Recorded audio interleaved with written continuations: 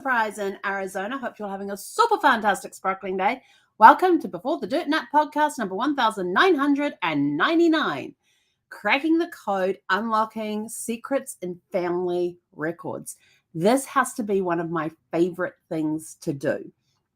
It's finding those obscure records. It's unlocking that key. It's finding that key that knocks down the brick wall. I love hunting for those clues and things. And my question for you tonight is, have you ever uncovered a major discovery through a seemingly insignificant clue? If you have, share your story in the comments below so we can see what stories are out there. There's a lot of really cool stories. So are you ready? Shall we have a look to see what we can do to crack the code? Okay. So number one, the power of contextual research. This is understanding the historical, culture, and geographical context of where events took place. You can have things like you've got their birth certificates, you've got their marriage certificates, you've got their death certificates, you found their wills, you found their probate records, you found all these other records, but it just gives you the facts. There's nothing there that gives you the meat. And you're trying to figure out what things are. It could be that they have an occupation that you're unfamiliar with. So now you have to figure out what that is. What was it in that time? When were they alive? And what did their occupation translate to that would be equivalent to something today, or maybe not even be around today? Like they used to have the guys that would go around and light all the lamps at night, and then they'll go around in the morning and turn them all on and snuff them all out. We don't have anybody that does that anymore because it's all electrical, it's all automated.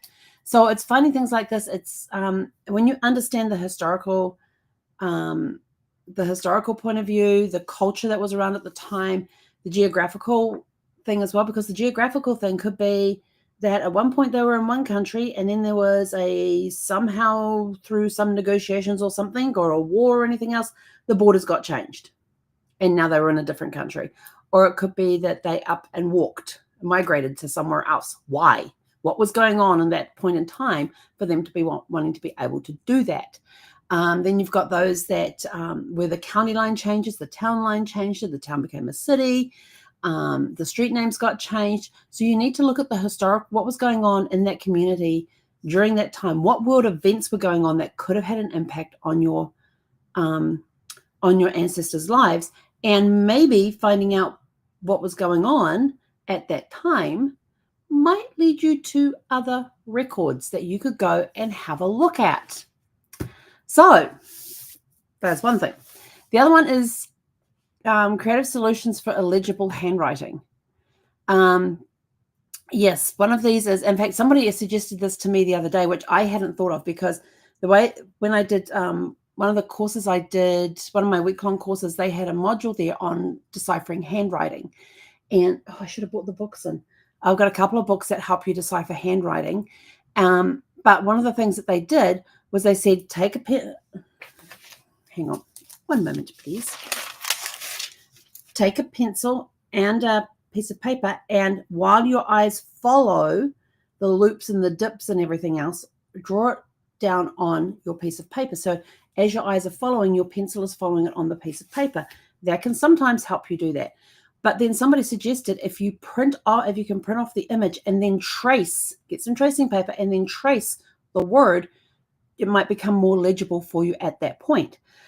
Finding the books that they have there about deciphering the handwriting and being able to read the handwriting and everything else is very, very good, because they give you lots of examples in there. They even, the one that I have for early American handwriting, gives you exercises to do at each chapter. So it's another way. And you have to be in the mood to do it. It's one of those things that, I've got this document, I've got to go read it now. And you're sitting there and you're sort of like, and your eyes are not cooperating. Your eyes are sort of like a little off somewhere else. The brain's off somewhere else. Everything has to be in sync to be able to decipher the handwriting. Like I saw one the other day and I thought, wow, this is really nice handwriting. And then I was reading it and I'm like, my brain's not comprehending any of this. I was not in the right mindset to be reading it. But yes, you can also look at online communities that specialize in paleography. Is it paleography? Paleography.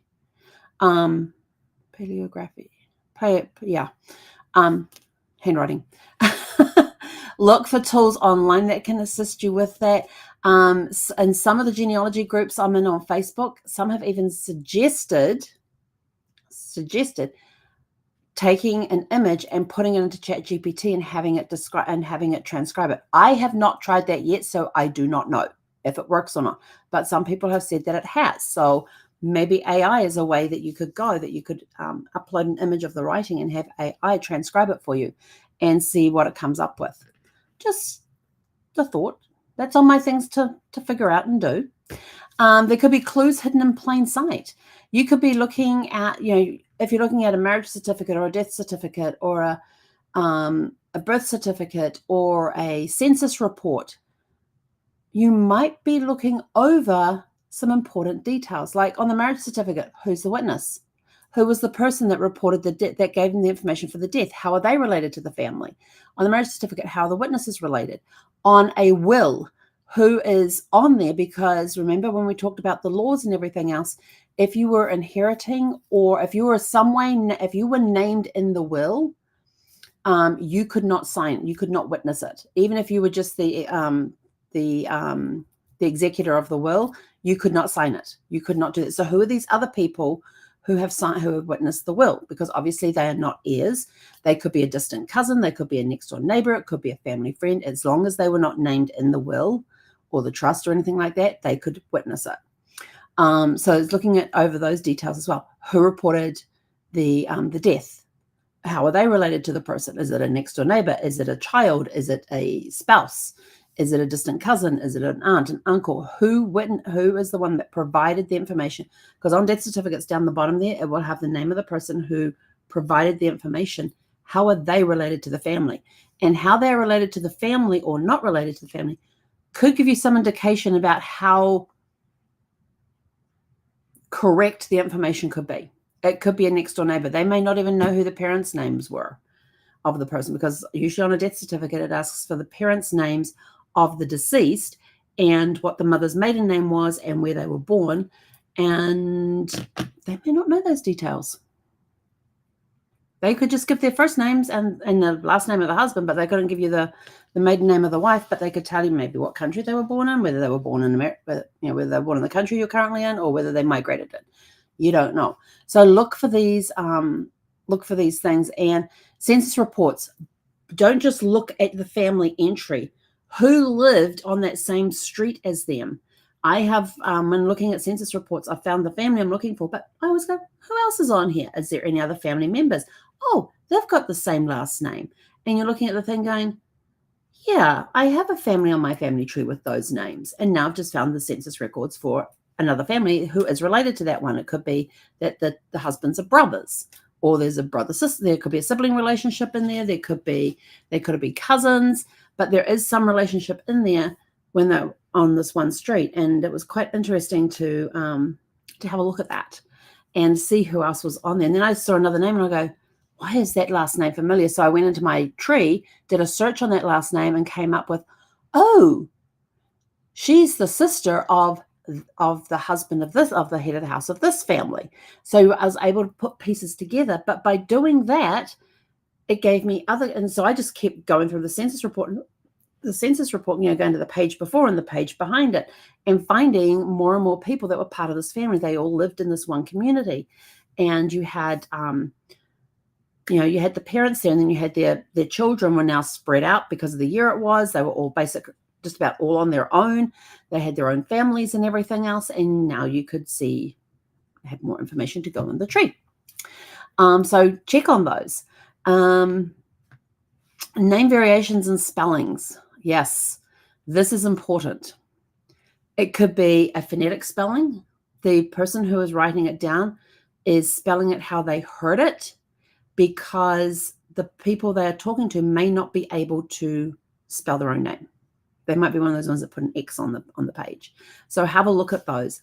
One today, perfect example, I was looking for a particular family, and the second letter in their name is a U. And so I'm looking for this family, looking in the census reports and everything else, and I come across a census report that had the family name, but it had an A instead of a U. So I opened up the document. I actually viewed the scan of the original document, and I'm looking at that going, how the hell could the person who transcribed this say that that was an A? That is most definitely a U.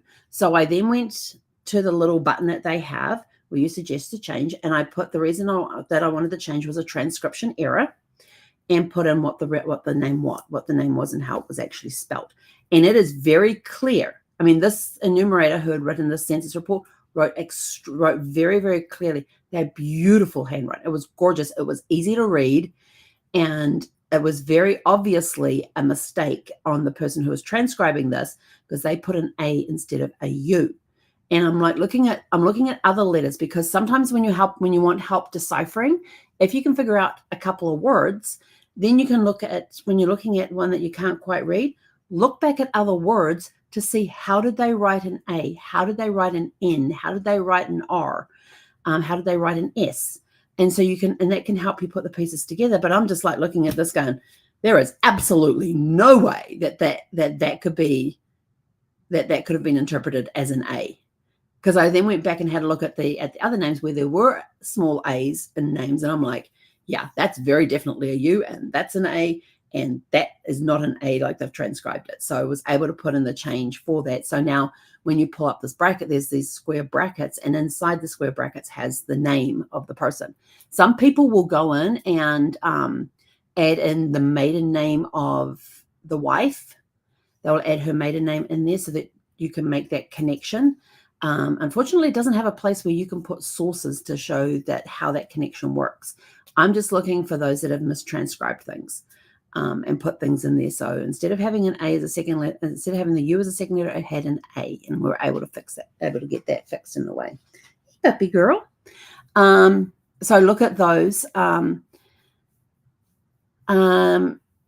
Using cluster and fan research. So FAN stands for friends, associates, and neighbors. And you want to look at these people who they were networking. How can you find some of these people? Employee records, school records, migration records, when people have all come into one area. You could also look at school records as well. Who were their friends? Who were they in class with? How close did they live to them? And sometimes you may be able to find like a journal or a newspaper article about these friends, associates, and neighbors that may give you a clue to the person you're researching. So very, very good way to help find things as well. Even on shipping manifests where they've got the passengers listed, have a look on there too. Are any of those names that are on that manifest, do they also appear on the census report around the area that your ancestors settled? That's another good way. Who are these people that they're with? Are they friends? Are they associates? Are they neighbors? Or it could be a family member that's traveled with them. You never know. Then you can do things like layering sources for a full picture. So combining multiple records like census, land records, church records, layering those in and putting them into a timeline can help you see the fuller picture. And then you've got this timeline going like, this is when they were born, and they were on this census, this one, and this one. Here's their land records. Here's some church records in there that show the baptism or the marriage or the death, for the funeral. I'm also going to layer in there some newspaper articles about that person. What historical events were going on during these timelines? And all of a sudden, you've now got this a more rounded picture that can help you show where there's discrepancies or gaps.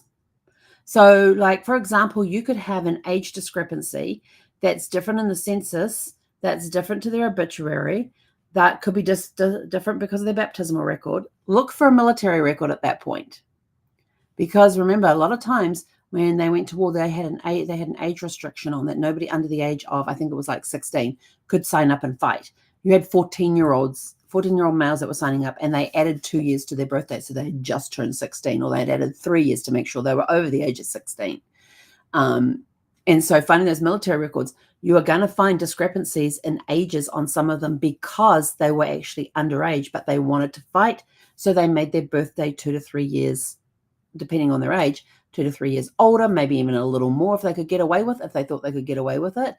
So that would then not match up with other records. And that could be why. So have a look around those sort of things as well. Collaborating with others. There is magic when you're collaborating with others. When you're all working together, you've all got the same clues. Each person in that way has a different approach to how they research.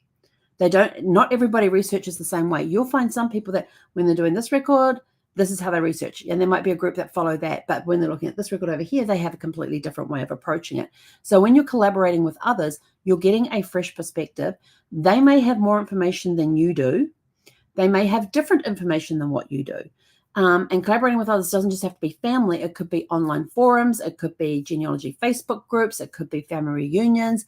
That this information can come out, and all of a sudden you've got, oh my gosh, they had the key to that wall the whole time. And all of a sudden your brick wall comes crumbling down because somebody in the room had the key. They made that one suggestion and you thought, oh, that'll never work, but I'm going to go try it anyway. But, go try it anyway.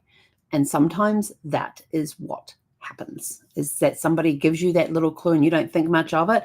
You may put it off or you may go and try it straight away. But when you do, you suddenly realize, oh my gosh, they had the key. Or, oh my gosh, that was a load of rubbish. But it's just a waste of time. But that's okay, because now you can put it in your research log that you tried that and it did not work.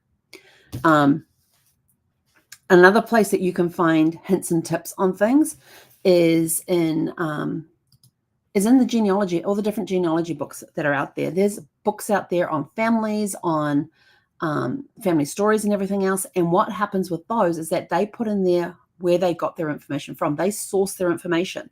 They put it in there like, they got this from this National Archives. They got it from this book. They got it from these records.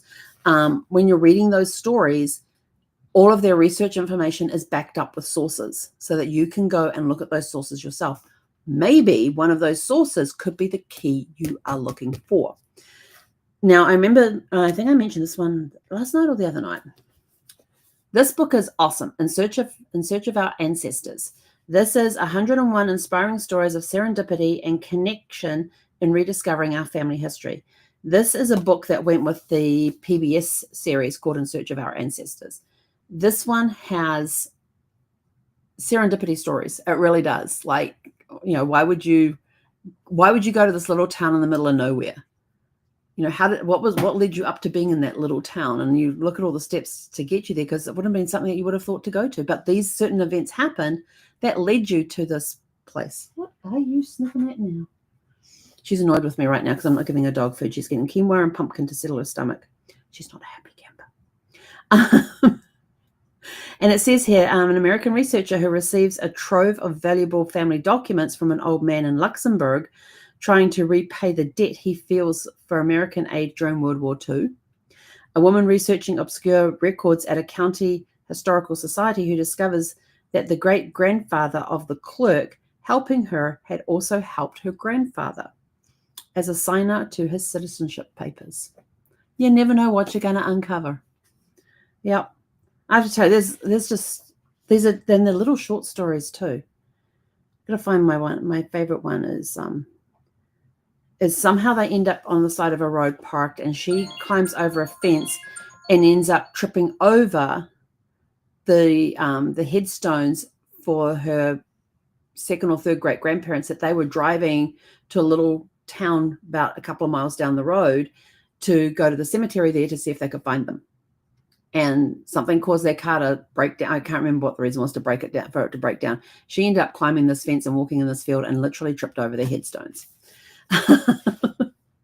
There are so many stories in here. How to find that one? Because I loved that one.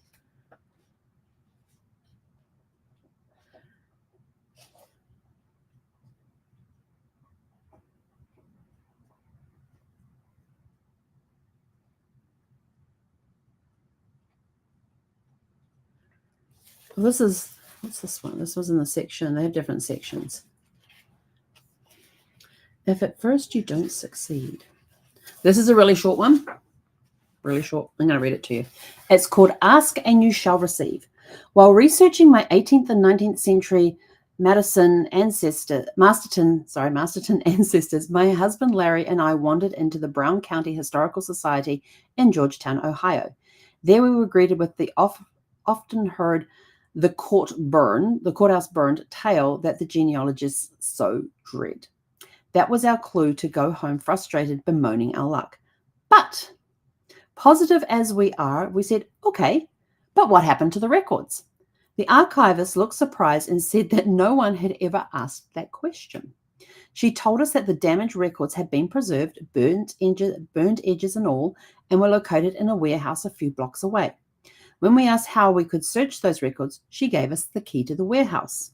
Hours later, covered in soot, we returned victorious to the Historical Society, having found the proof we sought between the covers of blistered books with charred edges. Something told us that the burned courthouse doesn't necessarily have to mean the records have been destroyed as well. We asked, we received. And this is a, sometimes you don't think to ask those questions, and all of a sudden you get a little niggling that'll turn around and say, ask the question. It's that little voice. On me, it comes in the little back of the head, right in here, at the base of the skull, right here in the back of the head. That little voice that'll go, ask what happened to the records. Or it'll say, hey, go check that book out. Like I'll be walking down in the library, I'll be walking down an area where they have all the genealogy stuff. And I'll be walking down there and I'm looking at the different books. And all of a sudden, this spotlight comes on this one book. Like it draws my attention. My attention is drawn to that book.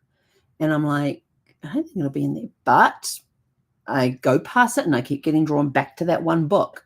And so I take it off the shelf. I sit down. I go into the back to the index. I look up the names I'm looking, and there they are. Yes, that has happened many times. Many times. I just get this feeling about a book. I get drawn to a book or drawn to a certain record, or if I'm on the microfiche, I get drawn to the area I need to be in to find the record that I need, to find the piece on that microfiche that tells me where the record is that I need to see. So I get drawn to things, and that's how I find some of my records. And like there'll be some sites that, like if I'm on Ancestry and something will tell me, if I'm looking for a particular record, something will tell me, go to newspapers.com, and this voice tells me the exact phrase to put in on the thing, what to put in the boxes to search. And I do that and bam, there's that record I've been looking for, or an article of what I am looking for, which then leads me back to where the record is to prove what was in the article. So you never know where things are going to come from, but this book is awesome. I don't know if it's in print anymore. It's from, when was this first published? This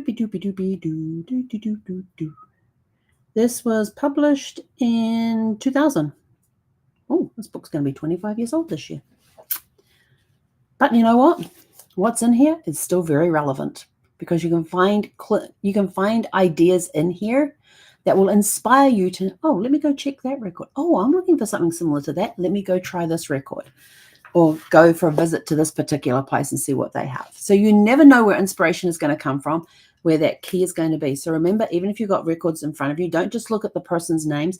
Who married them? Who were their witnesses? On some birth certificates, it will have the name of the person that recorded the birth. And on some birth certificates, I've seen a place in there. Who's the name of the person who recorded the birth, and how did they know about it? And it could be they were present at the birth. Something as simple as that. I found that on one record one time where the mother of the baby was not married. The father was there to witness the birth. The father is the one who reported the birth, but he could not be named on the birth certificate as the father because they were not married. So he is on the birth certificate, just not under the father's name, because he was not married. And if you did have a child, and you were married, the husband's name was automatically put in as the father, even if he may not have been the actual father. Now think about that one. And with that, we are out of here. So go out, have a super fantastic, sparkling evening. Remember, our question for today is, have you uncovered a major discovery through a seemingly insignificant clue? Share your stories in the comments below. We'd love to hear from you. And with that, we are out of here. Go out, have a super fantastic, sparkling evening. We'll catch you guys back here